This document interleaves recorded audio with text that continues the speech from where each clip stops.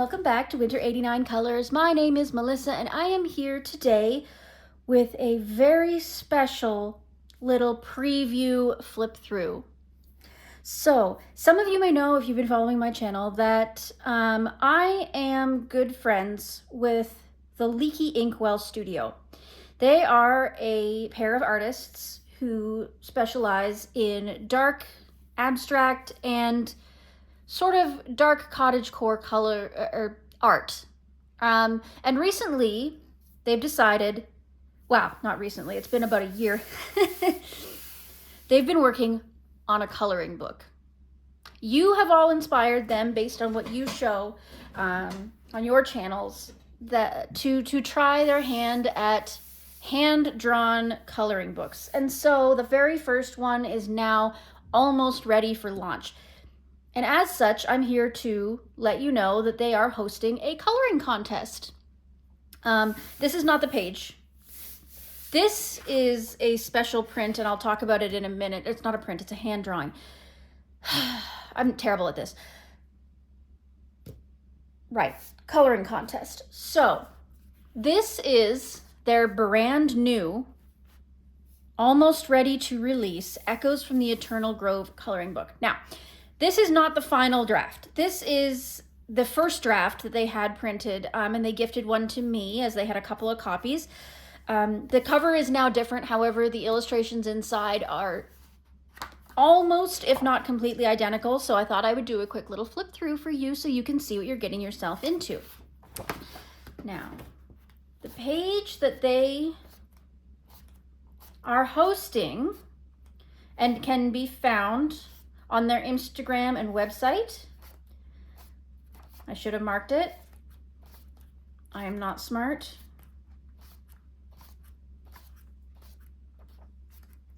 Not that one. This one. This is the page that you will find on their Instagram, which of course will be linked along with their website in the description box below. This is the page that you can find as a free giveaway, and you can color this and take a picture of it and upload it using the hashtag Coloring Contest 2024, and of course tagging the Leaky Inkwell, and you can win a first edition copy of this coloring book. Now, the book is run through Amazon. It is Amazon printed for the time being, just until they can see if this is going to show any interest. However, I've heard rumors through the floorboards that it is possible and likely that if the book does sell well, they will look into better publishing companies. So that is very exciting to hear. I don't know the exact release date, but it is due before the end of the year. And I know that the coloring contest runs until December 15th. So with that in mind, before I do a quick flip through of the book, I'm going to talk about this right here. Because I am personal, real-world friends with these wonderful artists, they gifted me a hand-drawn copy of one of the images in the book. This is not a print. This is hand-drawn with ink and pen. You can see that they used a micron pen with no digital editing whatsoever by hand and drew this just for me on beautiful watercolor cold press paper. And it is much bigger than the coloring book. It is a good solid 12, 13, 14, 15 by 12 inches.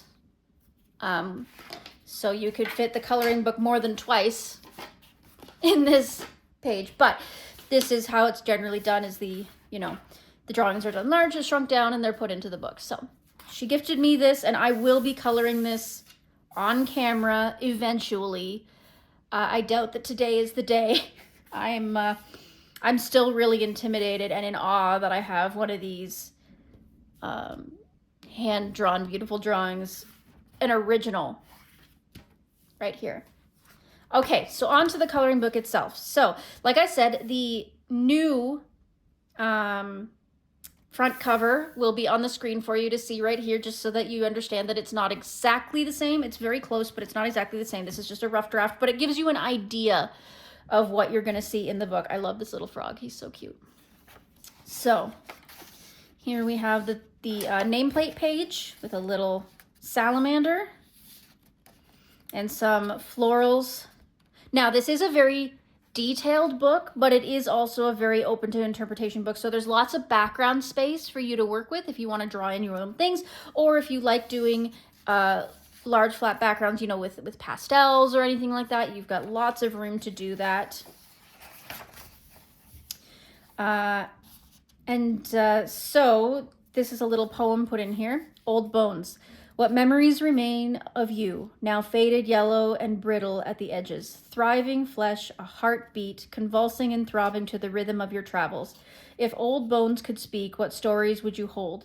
Where has your consciousness gone, left you broken and buried among the ferns? What memories remain of you? Jess Kicks. So these are little shrunken down images of things she's done here on there. So if you want to, you can color those. But that gives you basically a feel for what's going on in here. So it's kind of a cottagecore, kind of dark with a dark twist. So there's some cute elements like these little salamanders, and then so there's some dark elements like this skull. So this may not be for everyone, but I think the people that like it are going to really, really like it. So here's the first image. Some of them are landscape and some of them are portrait.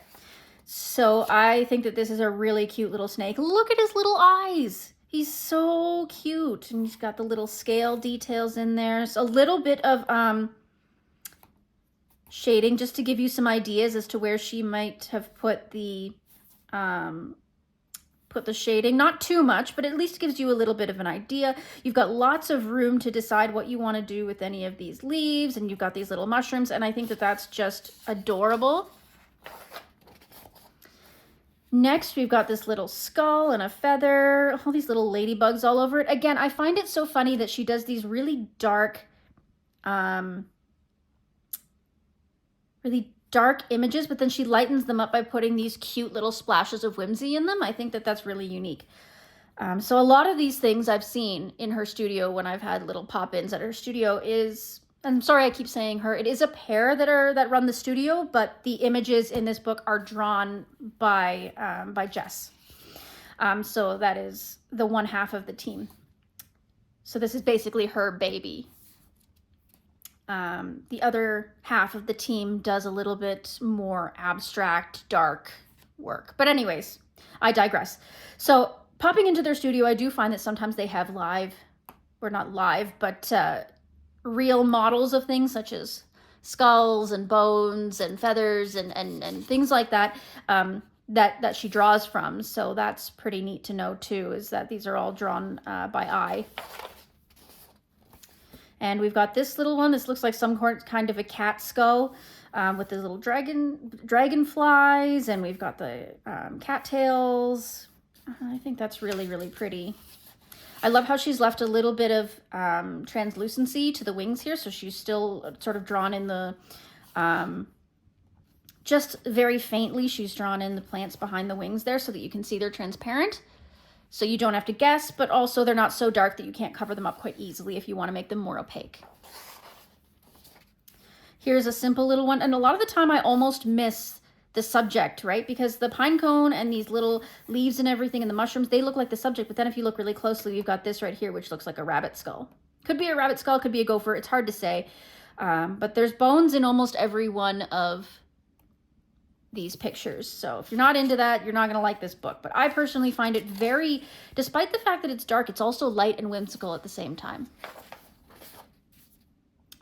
And here we've got the coloring contest page. So we've got these little mushrooms in these jars. This would be really great for practicing your glass work. And again, you could do anything you wanted with the background. I think it gives you a lot of room to play around with whatever it is that you like to play around with. Here we've got a rabbit, a very interesting way that she's done this. So she's got the skull and the spine, but then she's got the rest of the rabbit drawn in as if it's alive. We've got the ears and then the feet and everything else. But then the spine seems to be growing in these beautiful plants and everything. And I think that that's really indicative of what she's saying, is sort of like this book kind of pays attribute to the fact that out of every dying thing comes a living thing. And I think that that's really, really neat. It's very real and raw. And then we've got this skull. It looks like some kind of deer or antelope. again, with all of the plants growing out of it and off of it. These fun little flowers. You can make them very dark, or you could make them really, really bright. You've got sort of like these clover puffs here. Oh, this one. This is so, so cute. I love this little bat hanging. And we've got these little, you know, little wires with the stars and the moons coming off of it. I think there's a lot of room to play with some really, really neat ideas in this book. I think that's really cool.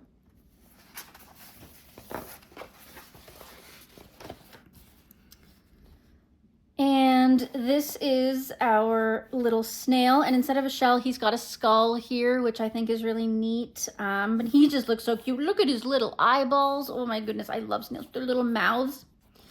This I know she's drawn from experience in life. We had a big giant snail here in the house for a while, and he looked exactly like this, so that's very cute with the acorns and the oak leaves.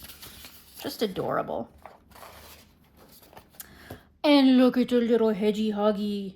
Oh my goodness, he's so cute. Look at his little face. That is so adorable. And then we've got these slimy mushrooms on the other side, keeping the balance, right? We've got life, we've got beauty, and then we've got, on the other side of the scale, we've got these gloomy, drippy mushrooms. I think that's really neat.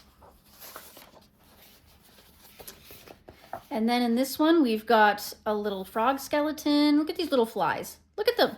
Look at them. So cute. Again, the whimsy that she throws into the darkness. It's so pretty with the lily pads, with the lily flower there. Just really, really, really imaginative. And then we've got another noodle. Look at him. Look at his little face with these pretty flowers, and again the skull. Really neat. I really love these pretty little flowers. It's so nice. I could picture this one with a nice soft pastel background around it, like a pan pastel or something. Yeah, that's really nice. And then we've got this antelope skull here with the flower growing out of it. It's a very long, skinny picture.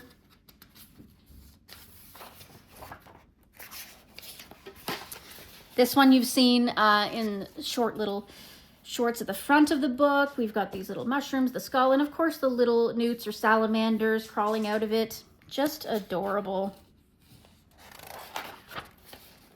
And then we've got this one. I don't know if that looks familiar to you at all.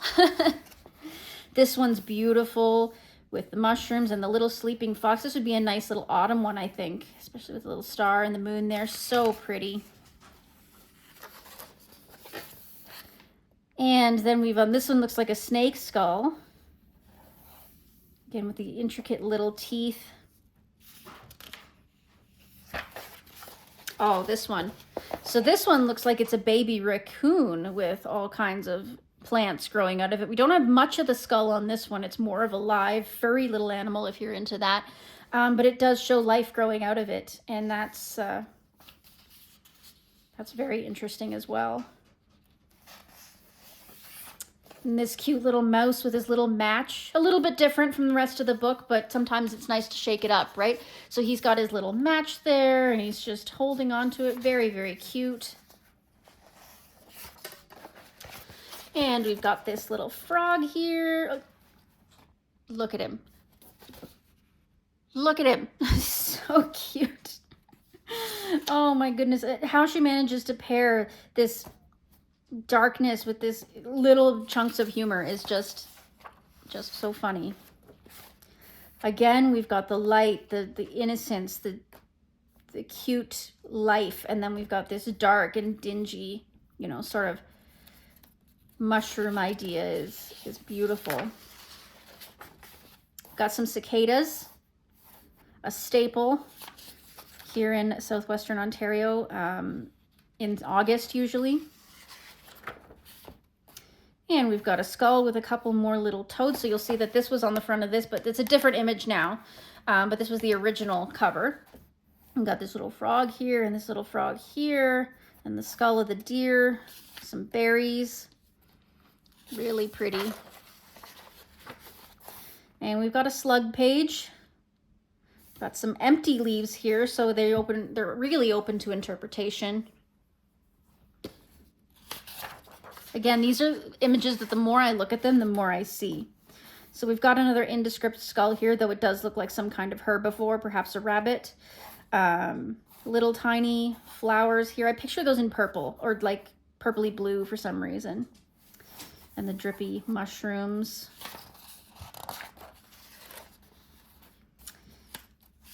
Got snails. Look at these little snails in their faces and the cute little spiral shells.